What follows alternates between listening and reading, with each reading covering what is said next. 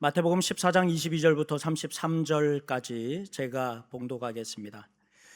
예수께서 즉시 제자들을 제초가사 자기가 무리를 보내는 동안에 배를 타고 앞서 건너편으로 가게 하시고 무리를 보내신 후에 기도하러 따로 산에 올라가시니라. 저물매 거기에 혼자 계시더니 배가 이미 육지에서 술이나 떠나서 바람이 거스름으로 물결로 말미암아 고난을 당하더라.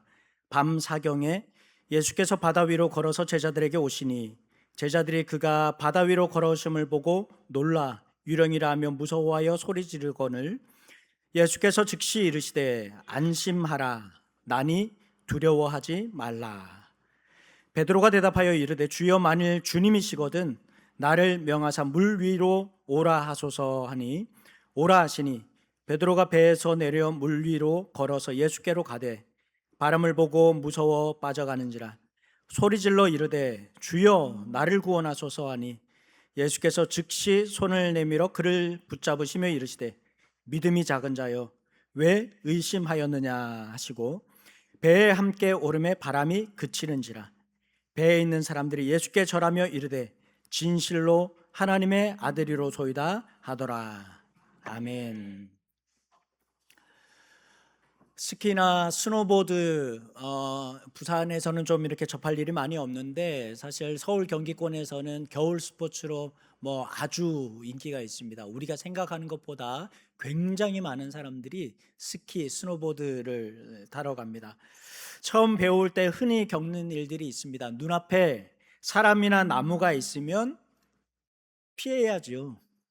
피해야 되는데 처음 배울 때는 자꾸만 시선이 내 눈앞에 있는 그 사람 또는 그 나무를 향해서 갑니다.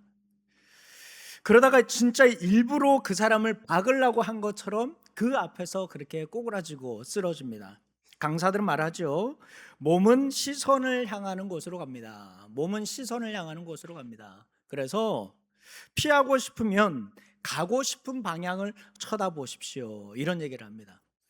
앞에 사람이 있으면 사람을 보는 것이 아니라 다른 쪽을 바라보라는 것이죠.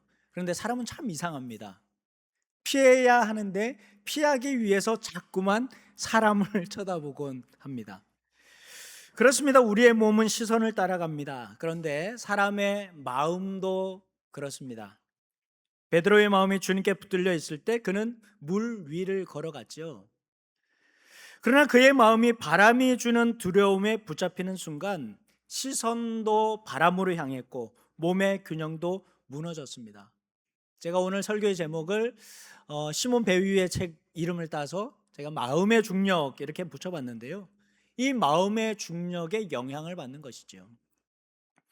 사실 본문의 마태가 우리에게 보여주고 싶은 것은 단순히 풍랑이 아닙니다. 풍랑보다 중요한 것은 풍랑을 마주한 제자들의 마음입니다. 같은 바람을 맞고 있었지만 베드로는 처음에는 물 위를 걸었습니다. 그런데 어느 순간 바람을 보고 두려워하기 시작합니다. 바람은 베드로가 물 위를 걸었을 때부터 불었던 것이 아닙니다. 바람은 처음부터 불고 있었습니다. 달라진 것은 바람의 방향이 바뀌거나 바람의 세기가 바뀐 것이 아니라 베드로의 마음입니다. 이것이 오늘 말씀의 핵심입니다. 믿음은 바람이 없는 상태가 아닙니다. 마음이 무엇에 붙들려 있는가? 우리의 마음이 무엇에 붙들려 있는가 하는 것입니다. 그래서 예수님은 베드로가 물에 빠진 것보다 그의 마음이 두려움에 붙잡혀 있었다는 사실을 지적하셨습니다. 베드로가 바람을 보았기 때문에 마음이 흔들린 것이 아니라 마음이 흔들리기 시작하면 거친 파도가 보이고 세찬 바람이 보이는 것이지요.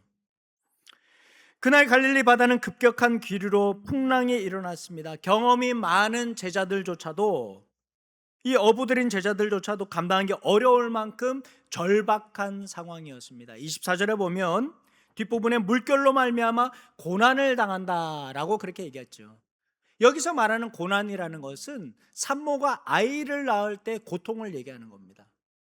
그 정도로 이 물결로 인한 고통의 수준, 생사를 다툴 만한 그런 상황이었다는 말입니다. 제자들 중에 상당수는 바다에서 잔뼈가 굵은 사람들이었지만 칠흑같이 어둡고 차가운 바다 한가운데서 풍랑을 마주한다는 것은 인력으로 어떻게 할 수 없는 일이었습니다.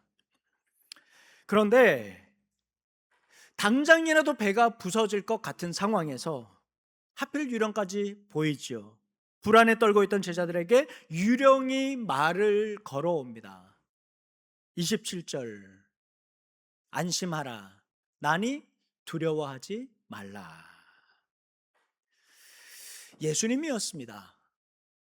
예수님의 이 말씀은 마치 불타는 떨기나무 가운데서 모세에게 말씀하신 여호와 하나님을 상기시켰습니다. 제자들에게 예수님은 구원이 아니라 또 다른 두려움의 대상으로 보였던 것입니다.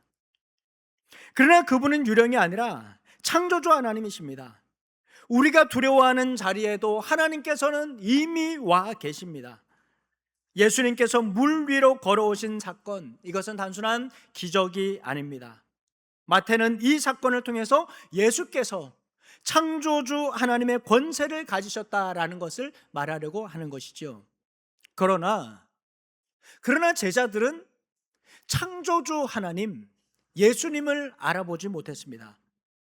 바로 앞장에서 오병이어의 기적을 경험했는데도 말입니다. 여러분, 왜 그랬을까요? 마음이 두려움에 사로잡혀 있으면 가장 잘 안다고 생각하는 예수님조차도 유령으로 보이는 것입니다. 낯설게 보이죠. 우리도 다르지 않습니다. 우리는 종종 예수님보다 예수님이 주시는 축복과 은혜를 더 중요하게 여깁니다.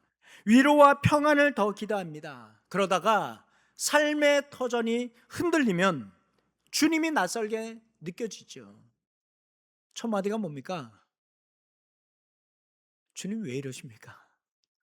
하필 왜 나에게? 제가 하나님 앞에 하나님을 어떻게 섬겼는데?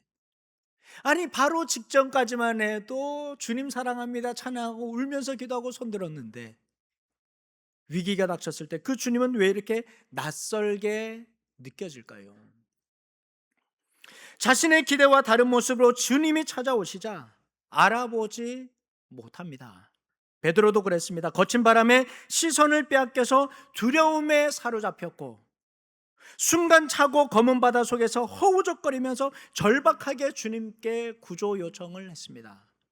즉시 주님께서 그 손을 잡아 끌어올리시죠.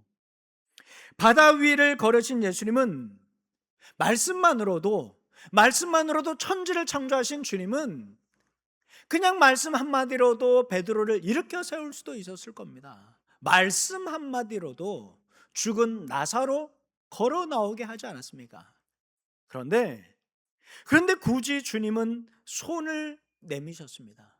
손을 내밀어서 베드로의 손을 잡아 끌었습니다.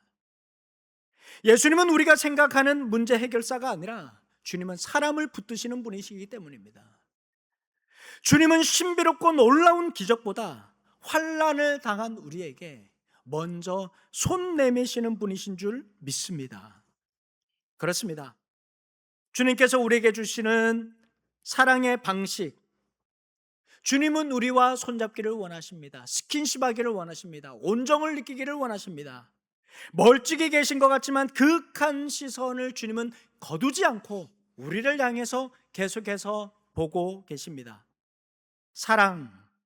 사랑이라고 하는 것은 시간을 아끼지 않습니다. 예수님은 빠른 방법보다도 말 한마디면 해결할 수 있는 방법보다도 주님은 따뜻한 방법을 선택하셨습니다. 카톡으로 하면 될 것을 굳이 불러서 얼굴을 마주보고 스쳐 지나갈 말을 차 한잔 앞에서 나누는 것, 여러분, 이것이 바로 예수님의 사랑의 방식입니다. 그러나 주님의 사랑은 물에서 건져주신 것으로 끝나지 않았습니다. 한 말씀 더 하시죠. 믿음이 적은 자요. 양과 지리에 있어서 보잘것없다라는 것입니다. 여러분, 이 믿음이 작은 자요라는 말씀은 본문 오늘 말씀 외에도 신약 성경에 보면 주님께서 몇 군데 더 말씀을 하셨습니다. 매번. 그런데 그 대상이 누구였느냐? 믿음이 작은 자여라고 말씀하실 때 그 대상은 항상 예수님의 제자들이었습니다. 그리고 제자들이 환난과 위기, 어려움을 당할 때 주님은 제자들을 향해서 믿음이 작다라고 질책하셨습니다. 가령 제자들이 사역 여건이나 환경의 어려움을 겪고 있을 때 믿음이 작은 자여 말씀하셨습니다. 배고픔과 경제적인 문제가 있을 때, 또 외부의 핍박을 겪을 때도 주님은 같은 말씀하셨습니다.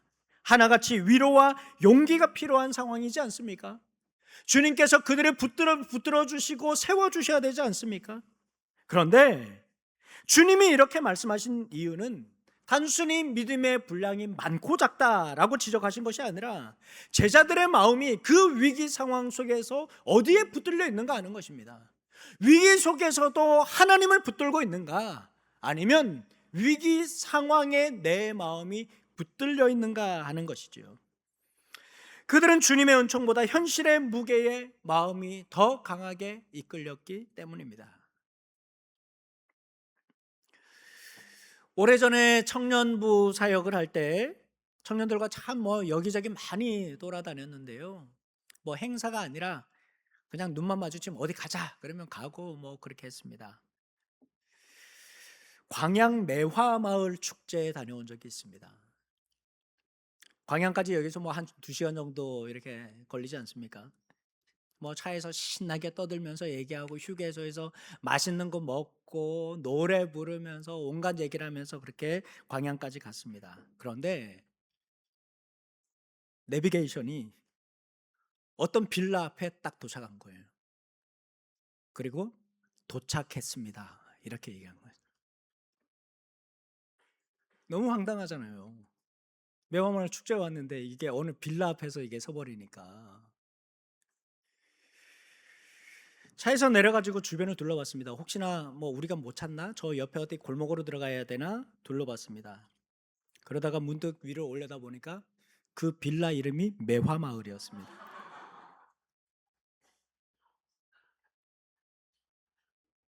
내비게이션이 잘못한 게 아니에요. 내비게이션은 광양 매화마을까지 우리를 안내를 한 거예요.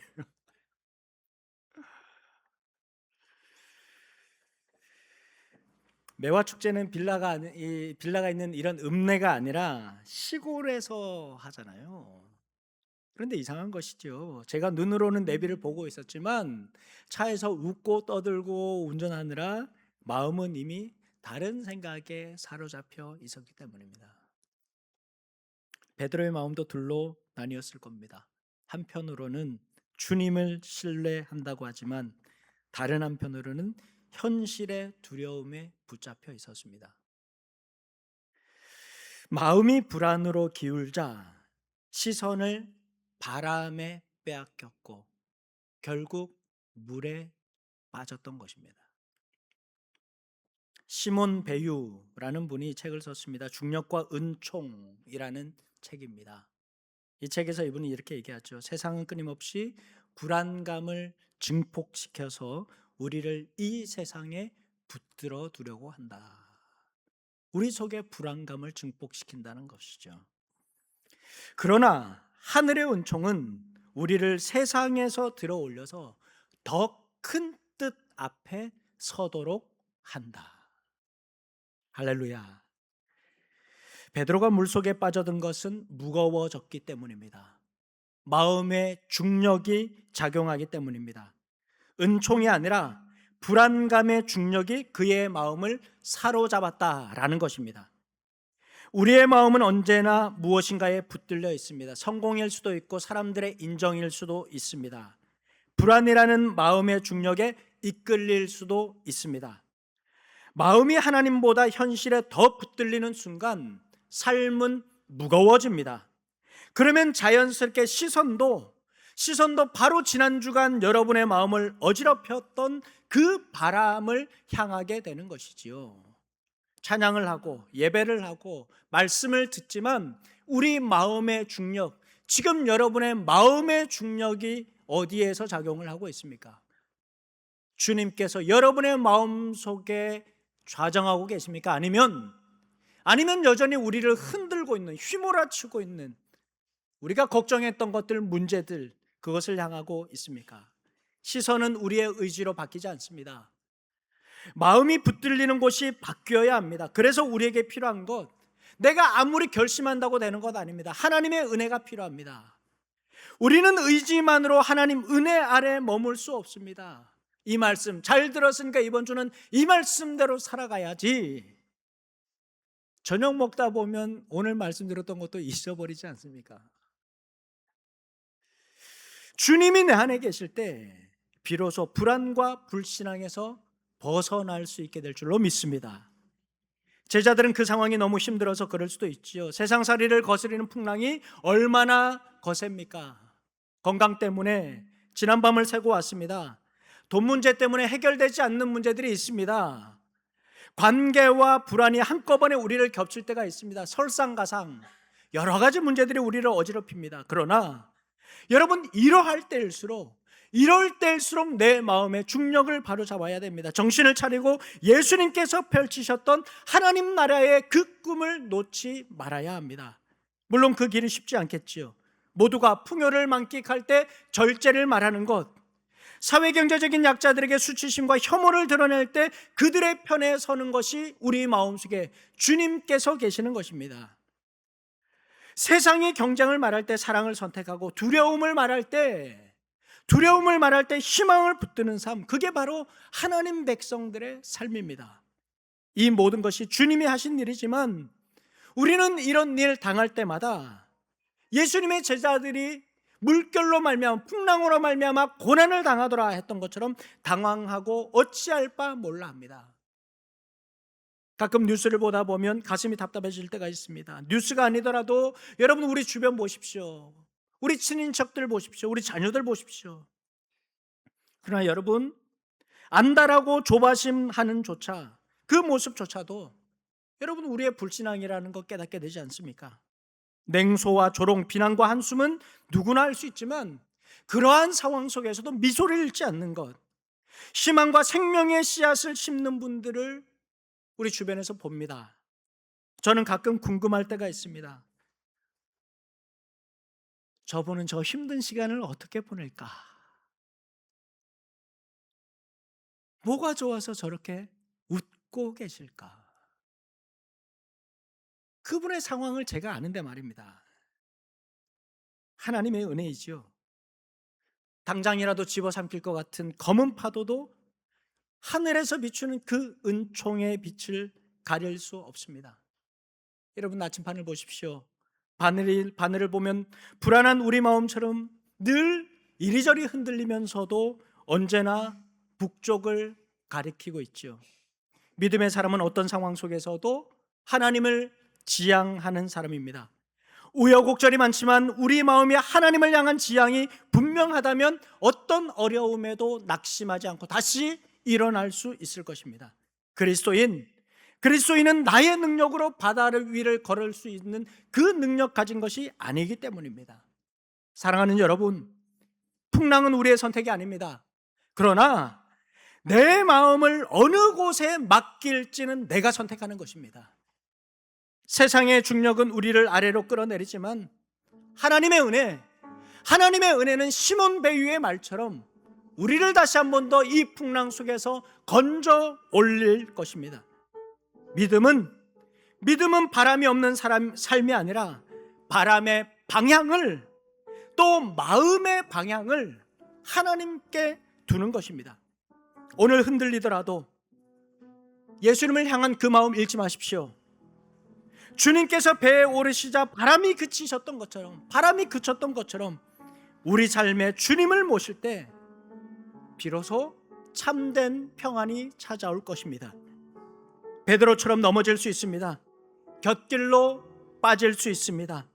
연약한 존재들이기 때문에 하나님의 은혜가 필요합니다. 스키를 배울 때 몸이 시선을 따라가는 것처럼 우리 시선도 마음을 따라갑니다. 주님께 마음을 두십시오. 주님을 향하십시오. 마음이 주님께 붙들릴 때 우리의 시선과 걸음도 주님을 향하게 될 것입니다. 세상의 중력이 아무리 여러분을 아래로 끌어내려도 주님의 은혜는 그것보다 강합니다. 이번 한 주간 손 내미시는 주님 앞에 여러분의 마음을 붙드시고 하늘을 향해서 끌어올려 주시기를 우리 주님의 이름으로 축원합니다. 주신 말씀을 가지고 함께 찬양하겠습니다.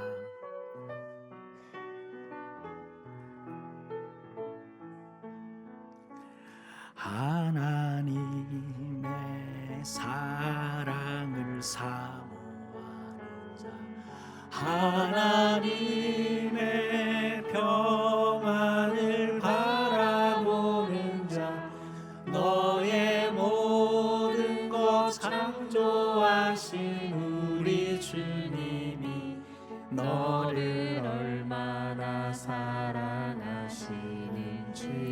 하나님께 찬양과 경배하는 자, 하나님께 찬양과 경배하는 자, 하나님의 선하심을 닮아가는 자, 선하심을 닮아가는 자, 너의 모든 것 창조하신 우리 주님, 아멘. 너를 자녀 삼으셨네. 하나님 사랑의 눈으로 너를 어느 때나 바라보시고, 하나님 인자한 귀로서 언제나 너에게 기울이시니, 어둠에 밝은 빛을 비춰주시고 너의 작은 신음에도 응답하시니, 넌 어느 곳에 있든지 주를 향하고 주만 바라보. 손을 들고 하나님 사랑의 눈으로, 하나님 사랑, 우리의 마음을, 여러분의 마음을 하나님께 두십시오. 내 마음 속에 주님과 하시기를 기도하십시오. 우리 하나님 바라봅시다. 세찬 풍랑과 바람이 불지라도 우리의 마음을 두려움이 사로잡지 않게 하여 주시고, 하나님 내 마음속에 임재하여 주시옵소서. 무릇 지킬 만한 것보다 이 마음 지키라고 하셨습니다. 어둠에 밝은 빛을 비춰주시고 너의 작은 신음에도 응답하시니, 너는 어느 곳에 있든지 주를 향하고 주만 바라보. 이 말씀 가지고 우리 함께 기도하며 나아갑시다. 하나님 아버지 감사합니다. 하나님 오늘도 귀한 말씀으로 우리를 인도해 주시는 너무나도 감사합니다. 그렇습니다. 주님, 내 마음속에 주님 계셔야 되는데 두려움이 내 마음속에 앉아 있습니다. 하나님 아버지, 마음을 주님께 맡겨야 되는데 염려와 근심이 내 마음을 가득 채우고 있습니다. 하나님 아버지, 시선이 주님을 향한다고 말을 하지만 이 시간 예배 가운데 나와 있지만 하나님 다른 것을 바라보며 다른 것을 의지하며 다른 것을 붙들고 있습니다. 물에 빠져서, 그러면서도 물에 빠져서 주님 살려주십시오 기도하고 있습니다.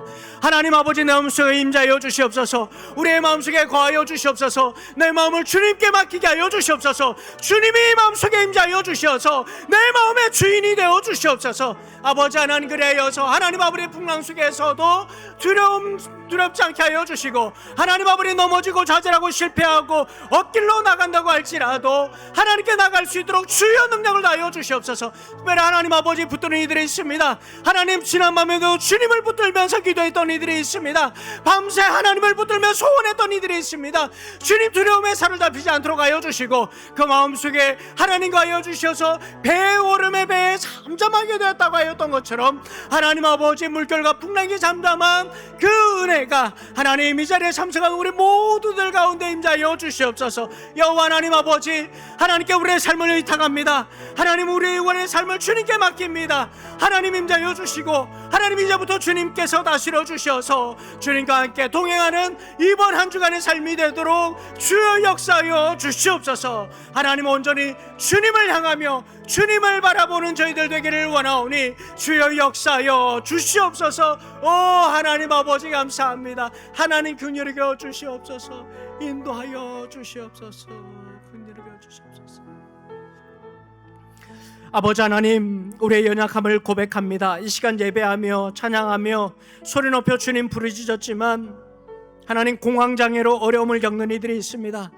우울증과 조울증과 하나님 마음을 뒤흔드는 것들 때문에 하나님 수없이 많이 흔들리고 넘어지고 하나님의 이름을 밤새도록 그렇게 부르다가 이 자리에 나온 이들도 있습니다. 하나님 아버지, 사업을 하는 중에 경제적인 문제들 때문에 하나님 해결되지 않는 문제들, 또한 진로의 문제들, 자녀의 일들 때문에 주님 앞에 기도하는 이들이 있습니다. 하나님, 우리의 마음이 누구를 향하고 있습니까? 무엇에 붙들려 있습니까? 우리의 마음속에 주님 거하여 주시옵소서. 주님 좌정하여 주시옵소서. 주님께서 우리의 마음을 지켜주시옵소서. 이 마음을 주님께 맡기는 저희들 되게 하여 주시옵소서. 하나님, 그리하여서 주님 붙드시는 그 손길 의지하며 나아가는 이번 한 주간 되게 하여 주시옵소서. 감사드리며 예수님의 이름으로 기도하옵고 주 예수 그리스도의 은혜와 하나님의 사랑과 성령의 교통하심이 이 시간도 주님께 우리의 마음을 맡기며 또한 주님께서 우리의 마음에 거하여 주시기를 간절히 소망하는 사랑하는 주의 백성들 위에, 그리고 전쟁과 분쟁으로 또 도시의 빈곤과 자연재해로 어려움을 겪는 이들 위에, 북한 땅 위에 이제부터 영원히 함께 하시길 간절히 축원하옵나이다. 아멘.